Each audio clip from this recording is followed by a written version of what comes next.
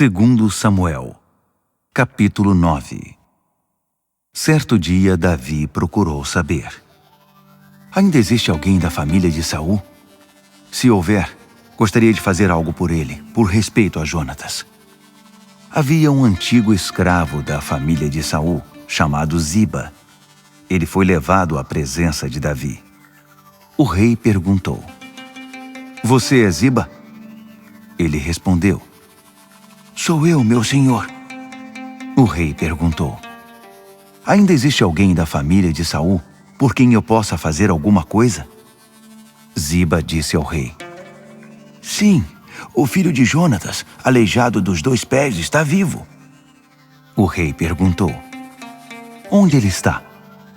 Ziba respondeu: ele vive na casa de Maquir, filho de Amiel, em Lodebar.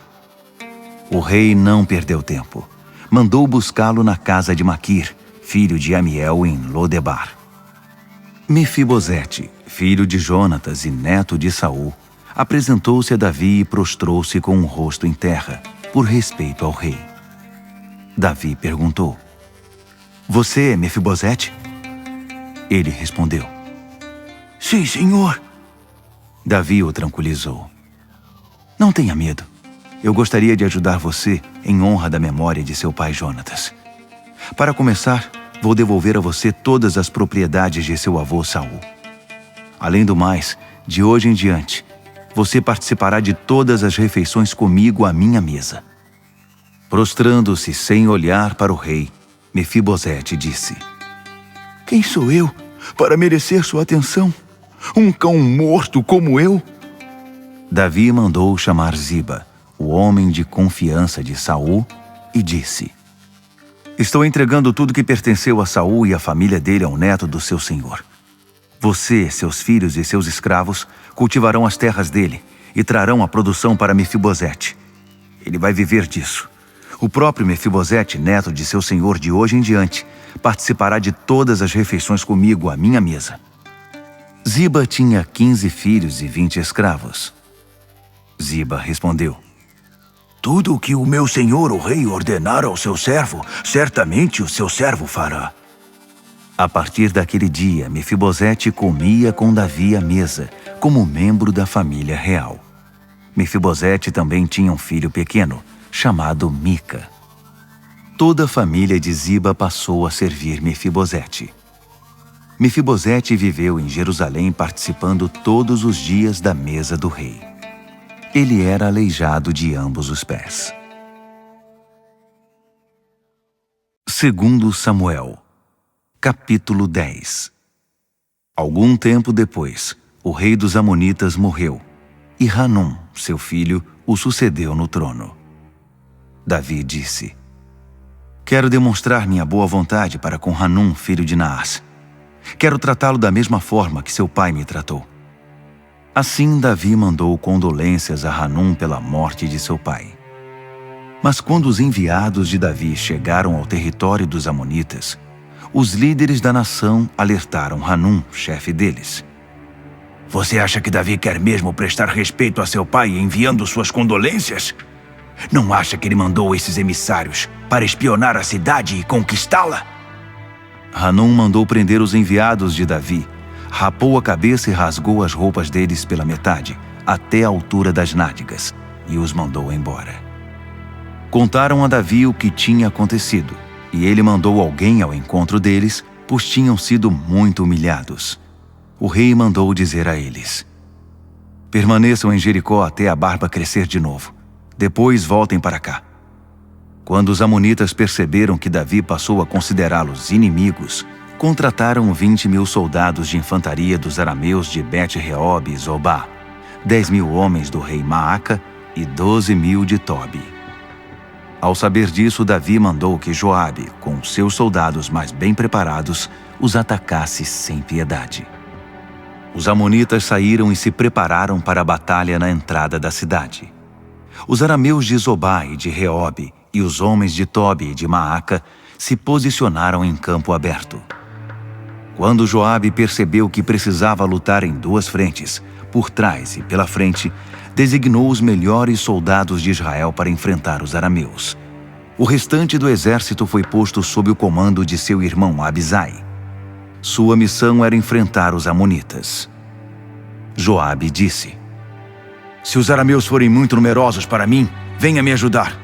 Mas se os amonitas forem muito numerosos para você, eu irei ajudar. Agora, coragem! Lutaremos com todas as forças pelo nosso povo e por todas as cidades do nosso Deus. O Eterno fará o que for preciso. Mas quando Joabe e seus soldados começaram a luta, os arameus fugiram. Os amonitas, vendo os arameus fugindo, também abandonaram o confronto com Abisai e correram para dentro da cidade. Joabe suspendeu a batalha contra os amonitas e voltou para Jerusalém. Quando viram que tinham sido derrotados por Israel, os arameus se reorganizaram. Hadadezer mandou chamar os arameus do outro lado do Eufrates. Eles vieram até Elã sob o comando de Soboque, comandante do exército de Hadadezer. Tudo isso foi relatado a Davi. Davi reuniu Israel, atravessou o Jordão e chegou a Elã. Os arameus se puseram em formação de batalha para enfrentar Davi. O combate se intensificou, mas os arameus outra vez tiveram de fugir de Israel. Davi matou 700 condutores de carros e 40.000 cavaleiros. Feriu gravemente Soboque, o comandante do exército, que morreu na batalha. Quando os reis vassalos de Hadadezer se viram derrotados por Israel, acenaram com a paz e se submeteram ao domínio de Israel. Depois disso, os arameus não tiveram mais coragem de ajudar os amonitas. Segundo Samuel, capítulo 11. Um ano depois, na época em que os reis tinham o hábito de sair à guerra, Davi enviou Joabe e seus oficiais e todo Israel com a missão de eliminar de uma vez por todas os amonitas. Eles cercaram Rabá, mas dessa vez, Davi permaneceu em Jerusalém. Certo dia, Davi levantou-se do seu descanso da tarde e foi passear no terraço do palácio. De onde estava, ele viu uma mulher tomando banho, e ela era muito bonita. Davi procurou saber quem era. Alguém disse: É Batseba, filha de Eliã, mulher do hitita Urias. Davi ordenou que a trouxessem. Quando a mulher chegou, ele se deitou com ela. Isso aconteceu na época da purificação, depois da menstruação dela. Ela voltou para casa e, algum tempo depois, descobriu que estava grávida. Batseba mandou o seguinte recado a Davi: Estou grávida. Davi mandou dizer a Joabe: Traga aqui Urias, o hitita. Joabe o enviou. Quando ele chegou, Davi quis saber notícias da batalha, como estavam Joabe, as tropas e o combate. Depois disse a Urias: Volte para casa, tome um banho relaxante e tenha uma boa noite de sono. Depois que Urias saiu do palácio, o rei designou um informante para segui-lo. Urias não voltou para casa. Naquela noite ele dormiu na entrada do palácio, no qual ficavam os criados do rei. Davi foi informado de que Urias não tinha voltado para casa.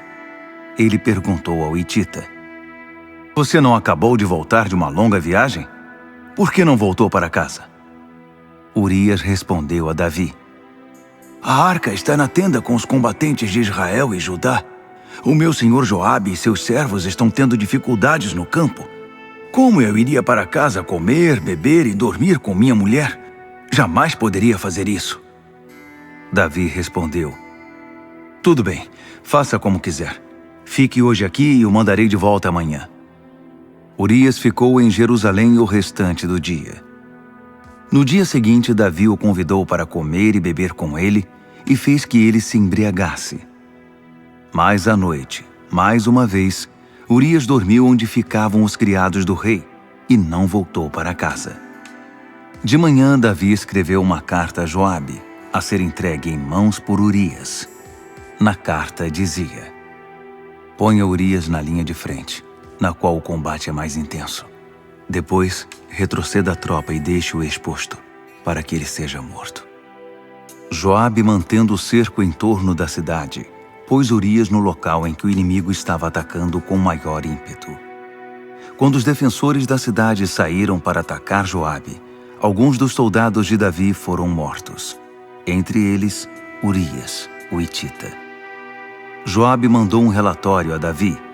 Ele disse ao mensageiro: depois de contar tudo em detalhes ao rei, se ele ficar furioso, diga: além disso, seu servo Urias, o hitita, morreu. O mensageiro de Joabe chegou a Jerusalém e deu um relatório completo ao rei. Ele disse: o inimigo era muito mais forte do que nós. Eles avançaram contra nós em campo aberto e nós os pressionamos de volta para dentro dos muros da cidade. Mas depois eles lançaram flechas pesadas contra nós do muro da cidade e 18 soldados do rei morreram. Quando o mensageiro terminou o relato, Davi ficou furioso com Joabe e descarregou sua raiva no mensageiro. Por que vocês chegaram tão perto da cidade? Não sabiam que poderiam ser atacados do muro? Não se lembram de como Abimeleque, filho de Jerubuzete, foi morto em Tebes? Uma mulher jogou uma pedra de moinho do alto do muro e esmagou a cabeça dele. Por que chegaram tão perto do muro? O mensageiro de Joabe disse: aliás, seu servo Urias, o hitita, morreu. Então Davi disse ao mensageiro: entendo. Diga a Joabe, não se preocupe com isso. A guerra é assim mesmo, às vezes mata um, às vezes mata outro. Nunca se sabe quem será o próximo. Reforce o ataque contra a cidade até destruí-la. Trate de encorajar Joabe. Quando a esposa de Urias soube que o marido estava morto, chorou por ele. Depois de passado o luto, Davi mandou chamá-la para o palácio. Ela se tornou sua mulher e deu à luz um filho.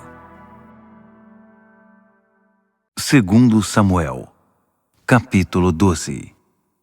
Mas o Eterno não se agradou do comportamento de Davi. Por isso enviou Natã, que contou esta história ao rei. Havia 2 homens numa cidade. Um era rico e o outro pobre. O rico tinha um enorme rebanho de ovelhas e bois. O pobre apenas uma cordeirinha que tinha comprado e criado. Ela cresceu com ele e seus filhos como um membro da família.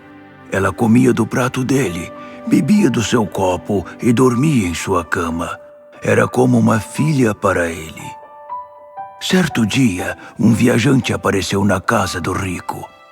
Ele era muito avarento e, não querendo matar uma das suas ovelhas ou um dos seus bois para alimentar o visitante, pegou a cordeirinha do pobre, preparou a refeição com ela e ofereceu ao seu hóspede.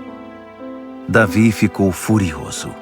Disse a Natã: assim como vive o Eterno, o homem que fez isso tem de morrer e deve pagar 4 vezes o valor da cordeirinha por causa do seu crime e da sua avareza. Natã respondeu: você é esse homem, e o Eterno, Deus de Israel, manda dizer: eu ungi você rei sobre Israel. Eu o livrei das mãos de Saul. Dei a você casa e a filha de seu senhor e outras mulheres que podia ter em seus braços. Dei Israel e Judá a você. E como se não bastasse, daria a você muito mais. Então, por que você desprezou a palavra do Eterno, cometendo tamanho erro? Você assassinou Urias, o hitita, e tomou a mulher dele. Pior, você o matou com a espada dos amonitas. Agora, já que você desprezou o Eterno e tomou a mulher de Urias, o hitita, para ser sua mulher, sua família irá conviver sempre com morte e assassinato. É o Eterno quem está dizendo: a sua desgraça virá da sua família. Tomarei as suas mulheres à sua vista e as entregarei a seu amigo, e ele se deitará com elas publicamente.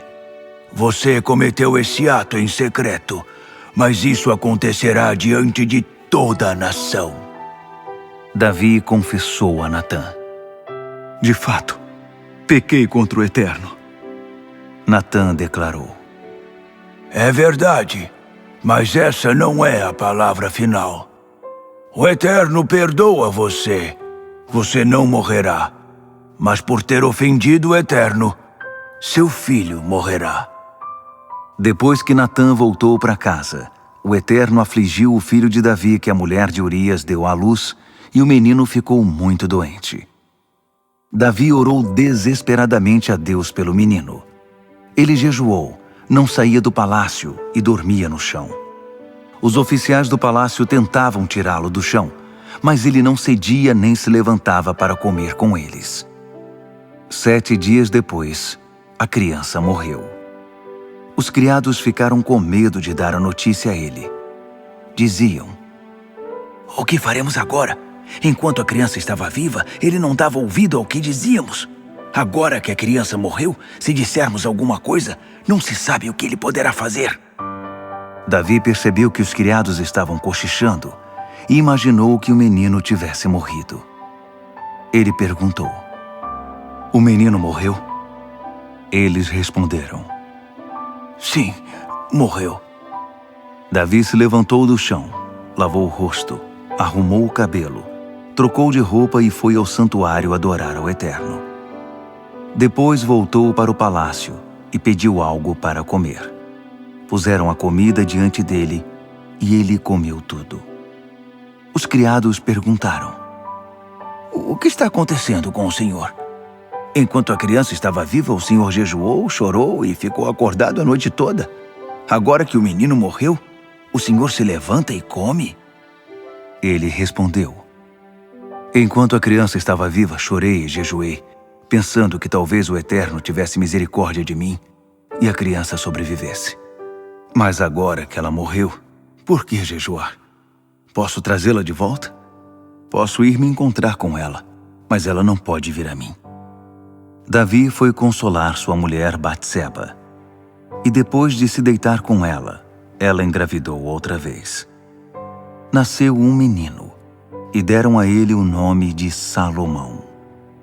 O Eterno o amou e enviou uma mensagem por intermédio de Natã. O menino deveria ser chamado Jedidias, amado do Eterno.